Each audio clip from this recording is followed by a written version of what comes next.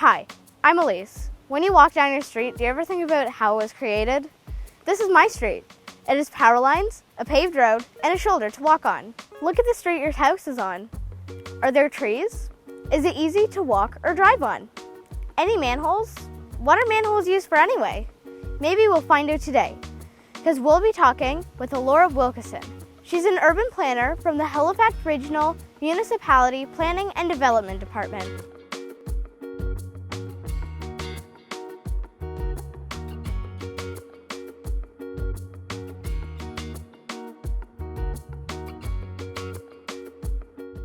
Hi, Elora.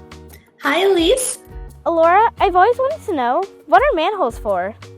That's a really good question. I used to wonder about that before too. I always used to see them around the city and would wonder what these mysterious little holes are.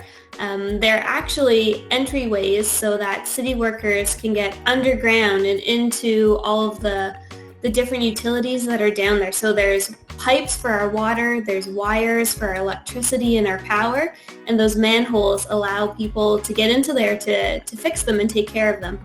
You're an urban planner. What types of urban planners are there? What kind of work do you guys do? You're right, I am an urban planner. There are lots of different types of planners out there, so I say I'm an urban planner because I work in cities. There are some planners that would be working in rural areas, and then there's some planners that do completely different work. You could be a planner and working for hospitals. You could be a planner that works on making sure people have food.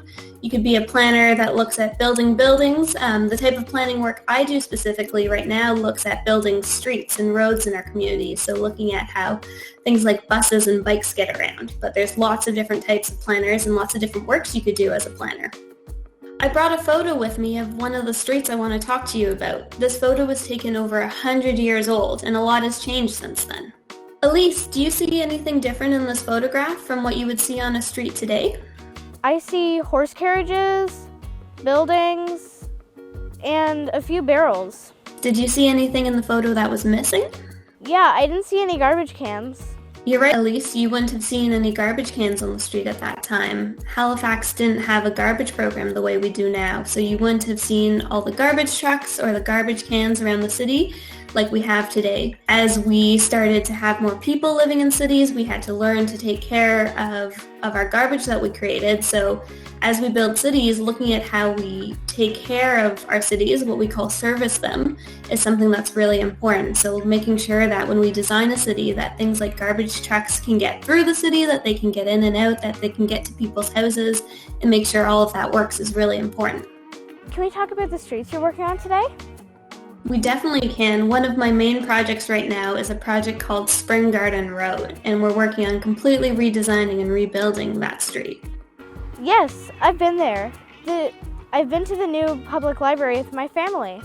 So that photo we were looking at before was also of the street Spring Garden Road.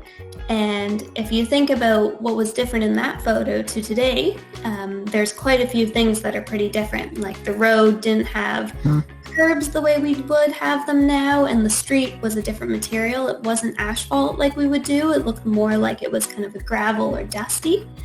And the power poles looked very different than what we have right now, but we still have power above the street like we do in that photo. So what we're looking at doing is we're looking at making the street more beautiful and safer for people and easier to walk down, and also make it easier for people who are traveling on buses to get down the street as well. So what we're going to be doing is widening the sidewalks so that they're really wide, so there's lots of space for all the people who walk down the street every day. And we're going to add some things to make it a beautiful and sustainable street, like adding planters and trees and flowers and benches for people to sit on. And we're also going to bring down, so those wires and those poles we saw in the old photo and that are there today, we're going to bring those underground and put them underneath the street. So we'll have to use those manholes that we were talking about earlier. And it'll make the street look more beautiful, and it'll keep the wires safe from storms and anything that might damage them as well. Thanks, Elora. What a fun job. I bet someday I could help design streets and communities too. Thanks, Elise. I had fun talking to you. Thank you, Elora. Bye. Talk to you later.